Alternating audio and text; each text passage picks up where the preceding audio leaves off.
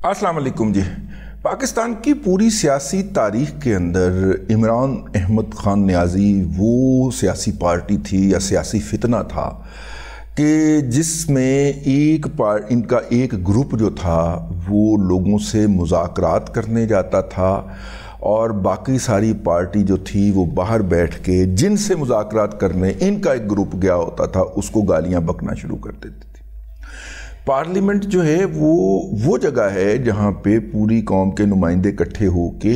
کسی بھی قانون کے اوپر، کسی بھی معاملے کے اوپر، قانون سازی کسی بھی معاملے کے اوپر یکسوئی اختیار کرتے ہیں یا کنسنسس جنریٹ کرتے ہیں، یہ وہ ہوتا ہے، ٹھیک ہے۔ اور یہ پارلیمنٹ کے اندر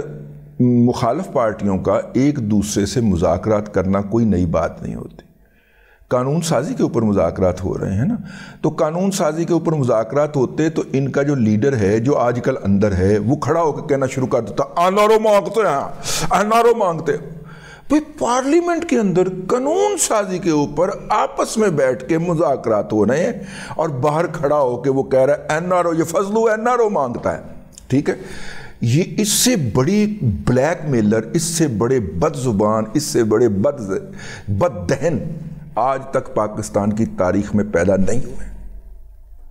اب یہی بد دہن، یہی بد زبان، یہی وعدہ خلاف لوگ جو ہے جو کہ ایک مخصوص مقصد کے تحت پیدا کیے گئے تھے تاکہ لوگوں کو گالیاں بک سکیں، یہ لوگ جو ہیں یہ اب مولانا فضل الرحمان صاحب کے پاس پاؤں چاٹنے پہنچے ہیں۔ میں اس کے لیے دو چیزیں آپ کی خدمت میں عرض کرنا چاہ رہا ہوں، ایویں ذہن چ آ گئی ہیں تو میں کیا عرض کرتا۔ عمران احمد خان نیازی صاحب کا ایک فیورٹ جرنلسٹ ہے رضوان غلزئی۔ اچھا، رضوان غلزئی صاحب جو ہیں وہ جب تک عمران احمد خان نیازی جو ہیں وہ بنی گالہ میں مقیم رہے تو وہ ان کے کسی بھی جرنلسٹک انٹریکشن سے باہر نہیں ہوتا تھا۔ اچھا، پھر وہ بیہیو بھی، یہ جمیل فاروقی گروپ ہے، مطلب بیہیو، وہ مرشد مانتے ہیں ان کو، ٹھیک ہے، عمران خان صاحب کو، اور وہ مطلب کہ کڑیاں لے کپڑے پا گئے تو ملن بھی جانتے ہیں انہوں، اور اس کی پھر تصویر بھی لگاتے ہیں، ٹھیک ہے، چھاٹ دے اس گال بس گاندے نہیں بڑھا، گاند کی طرف سے گزرتے ہوئے اشارہ کر دیتے ہیں کہ گاندے گا، بس ناک پہ گزر جاتے ہیں۔ یہ وہ والا گروپ۔ موصوف جب پی ٹی آئی کی حکومت آئی تھی تو شنید یہ ہے کہ پی ٹی وی میں اعلیٰ عہدے کے اوپر متمکن کیے گئے تھے۔ گریڈ چونکہ مجھے شک پڑ رہا ہے کہ کون سا تھا اس لیے میں مینشن نہیں کر رہا، یہ اس میں رہے، لیکن یہ تھوڑے سے مطلب کہ نکلے کہ جیسے پی ٹی آئی کی حکومت گئی تو یہ فارغ ہو گئے وہاں سے، لیکن وہ لوگ اور خاص طور پہ ایکسپریس گروپ میں سے ہائر کرنے والے وہ گروپ جن کو 20,000 روپے دہاڑی پہ رکھا گیا تھا، تقریباً 48 کے قریب کہا جاتا ہے، وہ ابھی تک وہاں پہ کام کر رہے ہیں، ان کو تنخواہ مل رہی ہے۔ محترمہ مریم اورنگزیب صاحبہ کو اس وقت کے سیکرٹری اطلاعات سہیل صاحب نے لسٹ پیش کی تو محترمہ نے لسٹ اٹھا کے تو فوراً اپنے سینے سے لگا لی۔ انہوں نے کہا ان کو کچھ نہیں کہنا، ان کو فواد اپوائنٹ کر کے گئے ہوئے۔ اور وہ لوگ آج بھی، آج یہ جو میڈیا کے اوپر آپ کو پی ایم ایل این کو جو آج بھی جوتے پڑتے ہوئے نظر آتے ہیں، ان کو ادائیگیاں جو ہے وہ پی ٹی وی کے اکاؤنٹ سے ہو رہی ہیں۔ یار میں نے وہ کسی کے ذمہ لگایا ہے، وہ رستے میں ہے وہ لسٹ، وہ جو لوگ فواد چودھری صاحب نے تقرر فرمائے تھے، میں نے کہا کہ وہ اچھا، اور وہ شور مچا رہے ہیں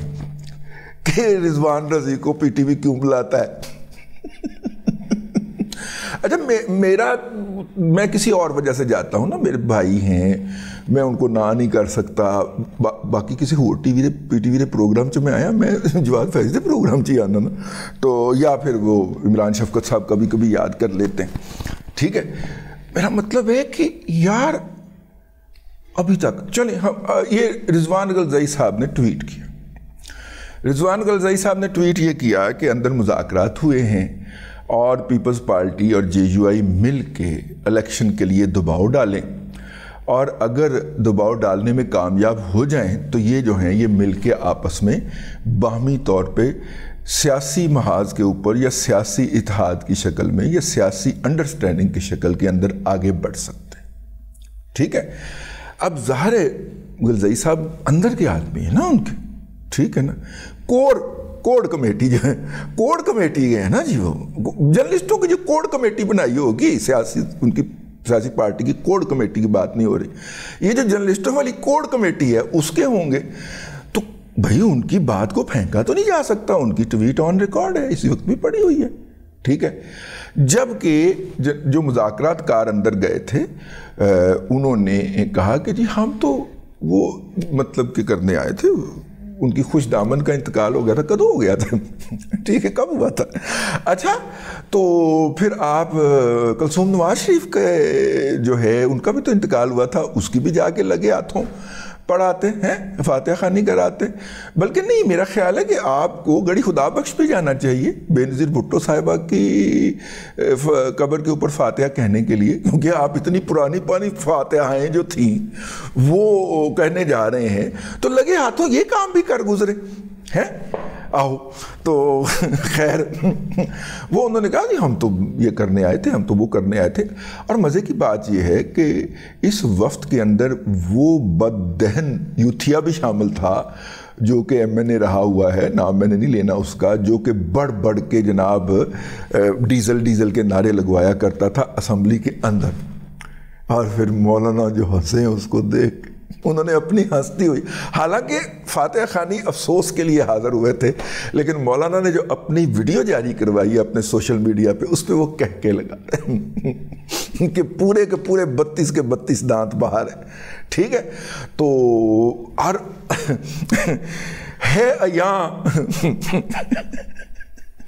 ہے ایاں یورش تاتار کے افسانے سے، اقبال صاحب کا شعر عرض کرنے لگا، ہے ایاں یورش تاتار کے افسانے سے،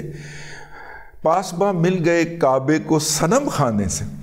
ٹھیک ہے نا، اقبال نے یہ شعر کہا تھا۔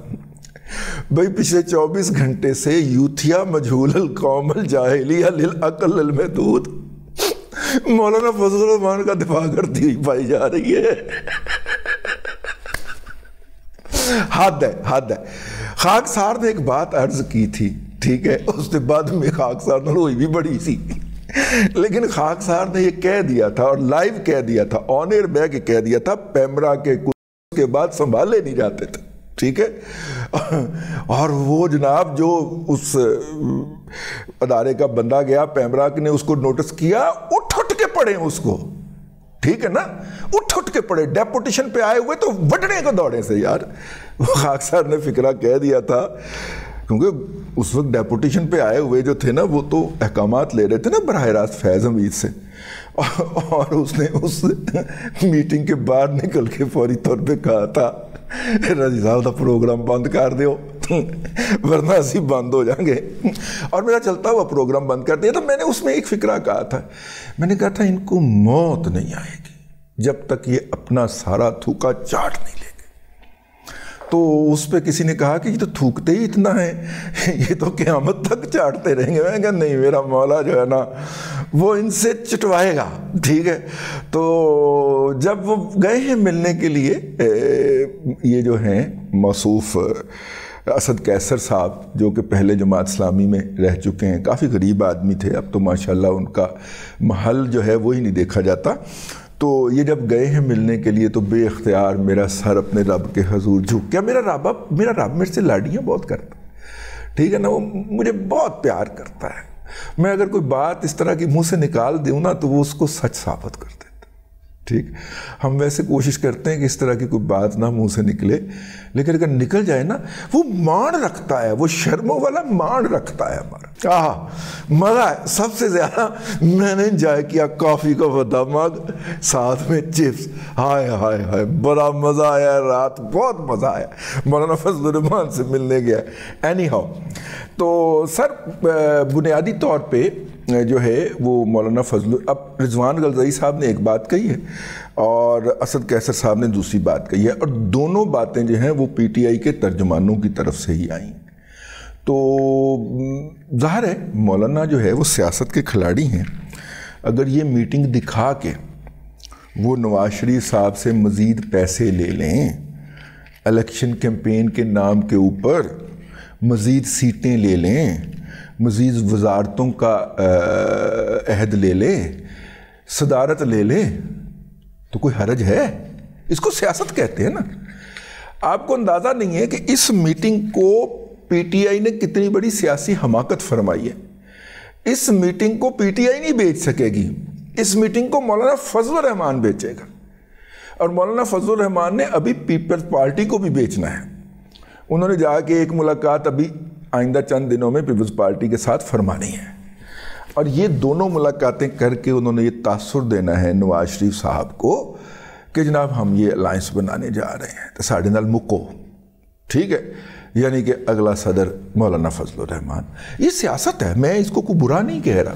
میں تو اس کے ڈائنامکس آپ کو سمجھا کرنے کی کوشش کر رہا ہوں کہ اس طرح کی ملاقاتوں کے اوپر نہ تو زیادہ خوش ہونا ہے نہ اداس ہونا، یہ سیاست ہو رہی ہے، اور سیاست کے اندر وہ کھلاڑی ہی فائدہ اٹھاتا ہے جس کا زیادہ تجربہ ہوتا ہے، اور مولانا کا بہرحال عمران خان سے سیاسی تجربہ بہت زیادہ ہے۔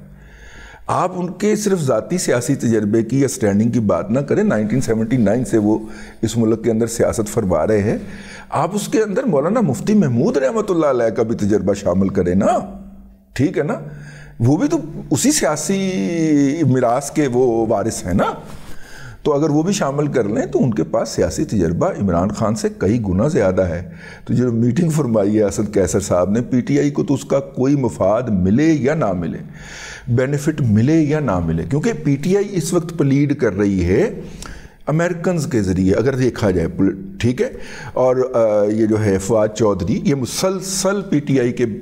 چھپا ہوا استحکام پارٹی میں ہوا ہے، لیکن مسلسل سفارت خانوں میں جاتا ہے اپنی بیگم سمیت، اور جا کے وہاں پہ کہتا ہے کہ عمران خان کی رہائی کے لیے آپ دباؤ ڈالیں۔ یہ مسلسل لگے ہوئے، یہ ہے علی محمد خان تو خیر پی ٹی آئی میں ہی ہیں، ان کو تو کہنا بنتا ہے، علی ظفر ہیں، یہ سارے مختلف میٹنگز میں جاتے ہیں، کئیوں کی تو آڈیو بھی جاری لیک ہو گئی ہیں۔ اینی ہاؤ،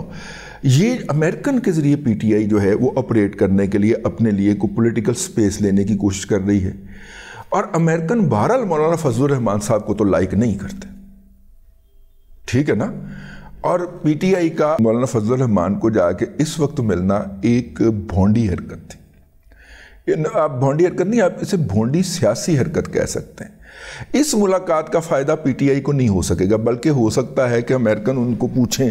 آئندہ جب شکایت لگانے جائیں گے، تسی مولانا فضل الرحمان مجھے نال رلانا سانوں کیوں کہہ رہے ہو، ٹھیک ہے، لیکن مولانا فضل الرحمان یہ والی میٹنگ جو ہیں، مولانا فضل الرحمان صاحب مدظ اللہ علیہ تعالیٰ جو ہیں، وہ یہ میٹنگ بیچیں گے، نواز شریف کو بیچیں گے، زرداری کو بیچیں گے، اور صدارت کے لیے سب سے سٹرونگسٹ کینڈیڈیٹ ہو جائیں گے، ٹھیک ہے۔ اس کو سیاسی ڈائنامکس کہتے ہیں۔ مولانا فضل الرحمان نے اسی لیے اس وفد کو آنے کی اجازت دی تھی۔ امید ہے کہ یہ ایک اس پہلو، میں یہ نہیں کہہ رہا کہ حتمی سچ ہے، یہ اس کا ایک نیا پہلو ہے جو کہ آپ کے ذہن رسا کے اندر شاید نہ آیا ہو، تو میں نے کہا میں آپ کو سجھا دوں۔ اب تک کے لیے اتنا ہی، اگلے ولاگ کے اندر پھر حاضری ہوتی ہے۔ اللہ تبارک و تعالیٰ آپ کو آسانیاں عطا کرے اور آسانیاں خلق خدا میں تقسیم کرنے کی توفیق عطا کرے۔